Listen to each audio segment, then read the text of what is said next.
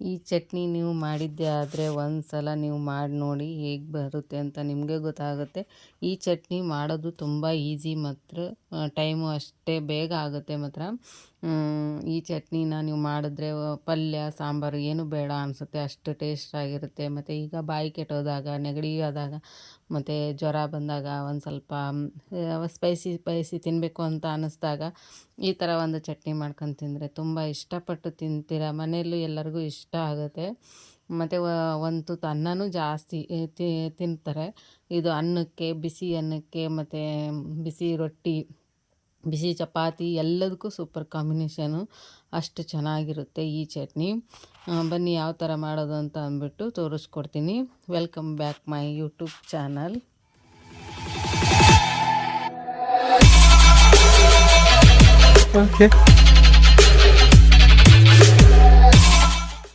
ಇಲ್ಲಿ ನಾನು 10ರಿಂದ 12 ಮೆಣಸಿನ್ಕಾಯಿನ ತೆಗೆದ್ಬಿಟ್ಟು ಮತ್ತು ತೊಳೆದಿಟ್ಟಿದ್ದೀನಿ. ಇಲ್ಲಿ ಸ್ವಲ್ಪ ಒಂದು 2 ಸ್ಪೂನ್ ಆಗೋಷ್ಟು ಕಡಲೆ ಬೀಜ ತೊಗೊಂಡಿದ್ದೀನಿ.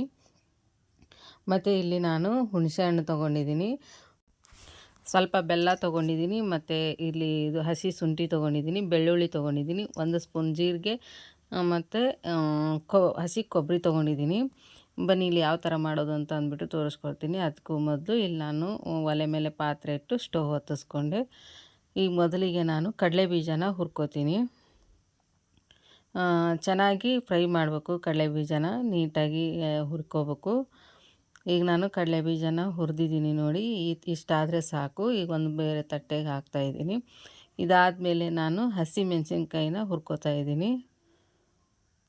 ಇವು ಖಾರದ ಮೆಣಸಿನ್ಕಾಯಿ ಅಲ್ಲ, ಖಾರ ಇಲ್ಲ ಇವು ಮೆಣಸಿನ್ಕಾಯಿ. ಈಗ ನಾನು ಮೆಣಸಿನ್ಕಾಯಿ ಹುರಿದ್ಬಿಟ್ಟು ನೋಡಿ ಸ್ವಲ್ಪ ಎಣ್ಣೆ ಹಾಕಿ ಹುರಿತಾ ಇರೋದು.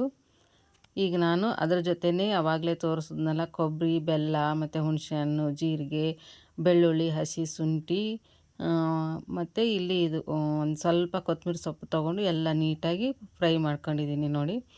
ಹುರ್ಕೋಬೇಕು ಚೆನ್ನಾಗಿ. ಈಗ ಒಂದು ಸ್ವಲ್ಪ ಇದು ತಣ್ಣಗಾಗಬೇಕು. ತಣ್ಣಗಾದ್ಮೇಲೆ ನಾನು ಮಿಕ್ಸಿ ಜಾರ್ಗೆ ರುಬ್ಕೊಂಬರ್ತೀನಿ. ಈ ಮಿಕ್ಸಿ ಜಾರ್ಗೆ ಹಾಕಬೇಕಾದ್ರೆ ನಾವು ಇದಕ್ಕೆ ನೀರು ಹಾಕಬಾರ್ದು, ನೀರು ಹಾಕ್ದೇ ರುಬ್ಬಬೇಕು. ಬೇಕು ಅಂದರೆ ಸ್ವಲ್ಪ ಬಿಸಿ ಎಣ್ಣೆನ ಹಾಕಿ ರುಬ್ಬಬೇಕು. ಇಲ್ಲಿಗೆ ರುಚಿಗೆ ತಕ್ಕಷ್ಟು ನಾನು ಉಪ್ಪು ಹಾಕ್ತಾಯಿದ್ದೀನಿ. ಈಗ ಉಪ್ಪು ಹಾಕ್ಬಿಟ್ಟು ನಾನು ಗ್ರೈಂಡ್ ಮಾಡ್ಕೊಂಬರ್ತೀನಿ. ನೋಡಿ ಇಲ್ಲಿ ಯಾವ ಥರ ನಾನು ಗ್ರೈಂಡ್ ಮಾಡಿದೆ ಅಂತ ಅಂದ್ಬಿಟ್ಟು ನೋಡಿ. ಇಲ್ಲಿ ಇಷ್ಟಾದರೆ ಸಾಕು. ಈಗ ಅಷ್ಟು ತರಿನೂ ಅಲ್ಲ, ಅಷ್ಟು ಪೇಸ್ಟು ಅಲ್ಲ, ಇಷ್ಟ ಆದರೆ ಸಾಕು ಈ ಚಟ್ನಿ. ಈಗ ಇದಕ್ಕೆ ನಾವು ಬೇಕು ಅಂದರೆ ಒಗ್ಗರಣೆ ಮಾಡ್ಕೋಬೋದು, ಬೇಡ ಅಂದರೆ ನಾವು ಹಿಂಗೆ ರೊಟ್ಟಿ ಜೊತೆನೂ ತಿನ್ಬೋದು, ಅನ್ನದ ಜೊತೆನೂ ತಿನ್ಬೋದು. ನಾನಿಲ್ಲಿ ಒಗ್ಗರಣೆ ಮಾಡಿ ತೋರಿಸ್ತಾ ಇದ್ದೀನಿ. ಸ್ವಲ್ಪ ನಾನು ಅದೇ ಪಾತ್ರೆಗೆ ಆವಾಗಲೇ ಮೆಣಸಿನ್ಕಾಯಿ ಹುರಿದಿದ್ನಲ್ಲ, ಒಂದು 2 ಸ್ಪೂನು ಆಗೋಷ್ಟು ಎಣ್ಣೆ ಹಾಕಿದ್ದೀನಿ. ಸಾಸಿವೆ ಹಾಕ್ತಾಯಿದ್ದೀನಿ. ಸಾಸಿವೆ ಹಾಕಿದ್ಮೇಲೆ ಜೀರಿಗೆ ಹಾಕಿದ್ದೀನಿ.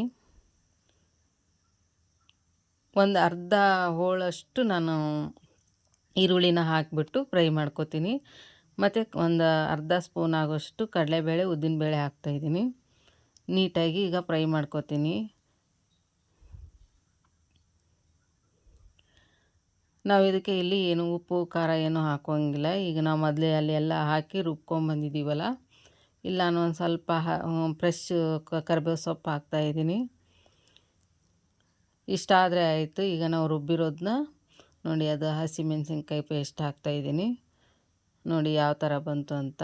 ತುಂಬ ಚೆನ್ನಾಗಿರುತ್ತೆ. ಒಂದು ಸಲ ನೀವು ಟ್ರೈ ಮಾಡಿ. ಮತ್ತು ಬೇಗನೂ ಮಾಡ್ಕೊಳ್ಳುವಂಥ ಈ ರೆಸಿಪಿ.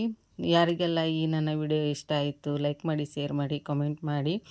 ಮತ್ತು ಹೊಸ್ದಾಗಿ ಯಾರು ನೋಡ್ತಾ ಇದ್ದೀರಾ ಪ್ಲೀಸ್ ಸಬ್ಸ್ಕ್ರೈಬ್ ಮಾಡ್ಕೊಂಡು ನೋಡಿ.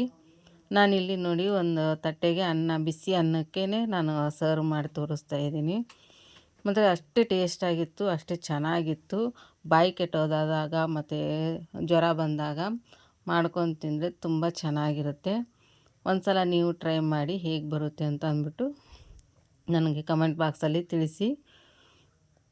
ನೋಡಿ ನಾನಿಲ್ಲಿ ಬಿಸಿ ಅನ್ನಕ್ಕೆ ಚಟ್ನಿ ಹಾಕ್ಬಿಟ್ಟು ಮೇಲ್ಗಡೆ ಸ್ವಲ್ಪ ತುಪ್ಪ ಹಾಕಿ ತಿಂತಾಯಿದ್ದೀನಿ. ಆದರೆ ಅಷ್ಟು ಚೆನ್ನಾಗಿರುತ್ತೆ ಮಾತ್ರ, ನಿಜ ಹೇಳ್ತೀನಿ ನಾನು.